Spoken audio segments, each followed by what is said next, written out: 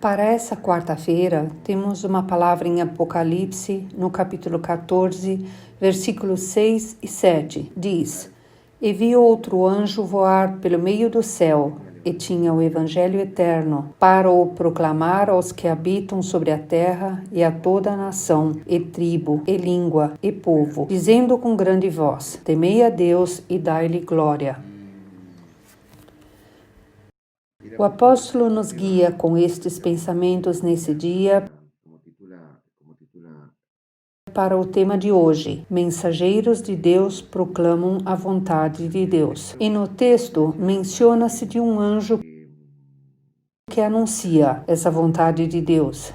E diz em Hebreus, no capítulo 1, no versículo 14, que os anjos são espíritos ministradores, enviados para servir a favor daqueles que hão de herdar a salvação e que às vezes podem se tornar visíveis.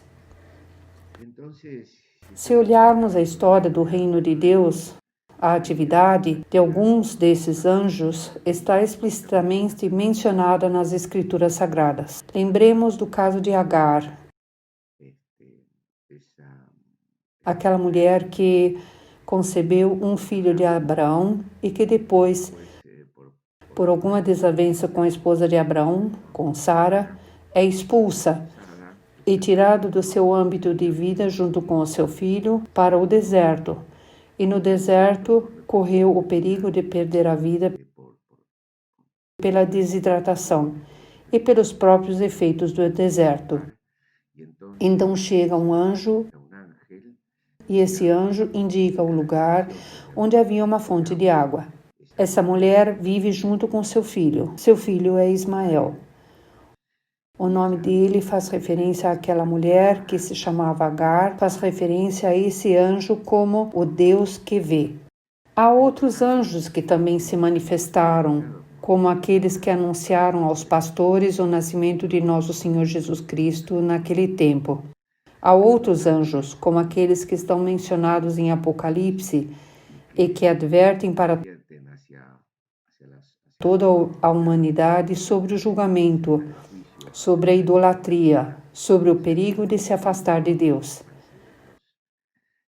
Também, às vezes, fica esclarecido no texto: E vi outro anjo voar pelo meio do céu, e às vezes há termos que me parecem um tanto imprecisos. Vamos ver. E vi voar pelo céu. E por onde? Não se trata de andarmos na rua olhando, levantando o olhar para o céu para ver se há algum anjo, pois há alguns outros anjos. Há outro anjo especial. Este é o anjo Rafael. No livro de Tobias está relatado. Tobias tinha que cobrar uma dívida que devia ao pai e tinha que ir para um lugar longe da casa. Então escolhe um homem para que possa acompanhá-lo. Esse homem não só o acompanha nessa viagem um tanto perigosa, mas também Tobias, nessa viagem, consegue uma noiva que tinha uma vida muito particular. Rompem-se muitas barreiras e no final, quando Tobias quer ressarcir a este varão, quando Tobit, o pai de Tobias, quer ressarcir a este varão pela ajuda que tinha dado ao seu filho Tobias, ele diz: Não, eu comia, mas eu não comia. Eu não preciso comer. Eu sou Rafael, um dos 7 anjos sentados diante do trono de Deus. Então o apóstolo, esses espíritos ministradores enviados para serviço daqueles que serão herdeiros da salvação, às vezes tornam-se visíveis. Tornar-se visível tem a ver com que às vezes encontramos na vida, quando temos que atravessar circunstâncias, quando temos que tomar decisões ligadas à nossa fé, então às vezes cruzamos com pessoas que se comportam como se fossem anjos, porque abrem portas, porque a ligação com eles nos traz muita paz e também nos traz muita segurança. E depois de ter um contato com essas situações, às vezes podemos dizer: sim, na verdade me apareceu um anjo. Não é magia, irmãos.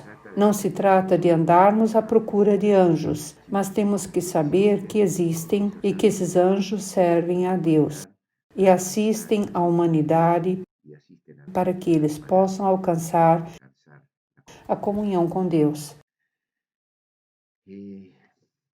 Então, não existe uma imprecisão sobre a sua presença, mas, pelo contrário, os anjos manifestam-se onde se manifesta a nossa vida, onde, às vezes, a nossa vida espiritual corre algum risco. Algum anjo pode aparecer, talvez seja visível, mas a nossa fé, então diz o apóstolo, permite-nos ver nessa imagem também o ministério de apóstolo, porque eles estão na mesma função, no ministério de apóstolo, servem a Deus e preparam as almas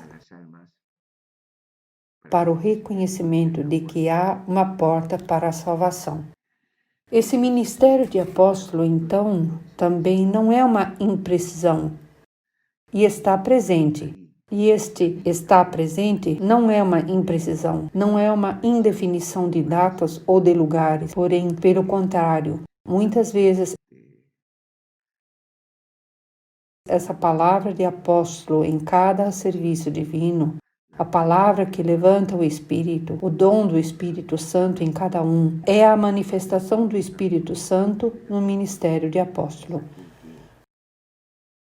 Muitas vezes sinto que a palavra no serviço divino, aquela que sai do altar, vai por diferentes caminhos e toca todos os corações, a uns com uma palavra, a outros com outra. A palavra toma a forma do nosso coração e para ocupar esse coração, para encher os espaços que podem existir em nosso coração. O ministério de apóstolo no serviço a Deus e no serviço aos homens, então, o ministério de apóstolo não é um espírito ministrador, mas é esse envio, é essa incumbência. O fim, o objetivo é o mesmo, para serviço daqueles que serão herdeiros da salvação. O ministério de apóstolo não é que às vezes se torna visível. O ministério de apóstolo é visível na cabeça desse ministério que é o apóstolo maior, é visível em cada uma das centenas de apóstolos que ativam sobre a terra, em diferentes lugares, em diferentes circunstâncias, mas que não compõem um ente distante, afastado, mágico, mas ao contrário, estão aí, nas visitas aos testemunhos, na presença no meio dos irmãos, em levar a palavra e no sentir do nosso bom Deus a cada um dos nossos corações. E novamente o texto diz: mensageiros de Deus proclamam a vontade de Deus. Por um lado, fazemos referência aos anjos e por outro lado, a nossa fé por analogia. Então, tomemos essa imagem para o que significa o ministério de apóstolo. Os que vivem em comunhão são pacientes, diz, guardam os mandamentos e seguem a Jesus. Então somos levados ao reconhecimento dessa espera, da necessidade dessa espera, dessa paciência em nosso coração, também através do ministério de apóstolo, que nos traz do que é de Deus e nos faz saber no exercício do Espírito Santo. Diz: e vi outro anjo voar pelo meio do céu, e tinha o evangelho eterno para o proclamar aos que habitam sobre a terra. Os apóstolos também pregam esse evangelho eterno, porque o evangelho não muda. Deus não muda. Eu sou o que sou, o começo e o fim, o alfa e o ômega. Diz, para o proclamar aos que habitam sobre a terra. Não diz, alguns sim e outros não. Diz, a toda nação, e tribo, e língua, e povo, dizendo com grande voz, temei a Deus e dai-lhe glória. E sabemos que esse temor a Deus não é medo de Deus, mas acima de todas as coisas, é esse respeito a Deus. É o reconhecimento a esse nosso Pai que é o Criador de todas as coisas, aquele de quem podemos sentir que quando é necessário nos acaricia, quando é necessário nos leva em seus braços, quando é necessário cala quando é necessário, fala conosco e que vai abrindo as portas para que o povo de Deus que procura a salvação de suas almas possa alcançar essa comunhão. Quero deixar as lembranças do apóstolo de distrito, dos apóstolos, dos bispos, mas também de cada um dos irmãos e das irmãs que se reúnem através de diferentes meios tecnológicos. Outro dia, numa reunião com almas de 2 ou 3 congregações, quando os irmãos se viram através da tecnologia pelas telas, então havia muita alegria. Era como os meninos quando se encontram depois de muito tempo com os amigos e se abraçam e expressam, porque sentimos saudades, porque precisamos voltar a estar juntos e rogamos toda vez que isso aconteça logo. Um grande abraço, lembranças novamente do apóstolo de distrito, de todos e até a próxima. Tchau.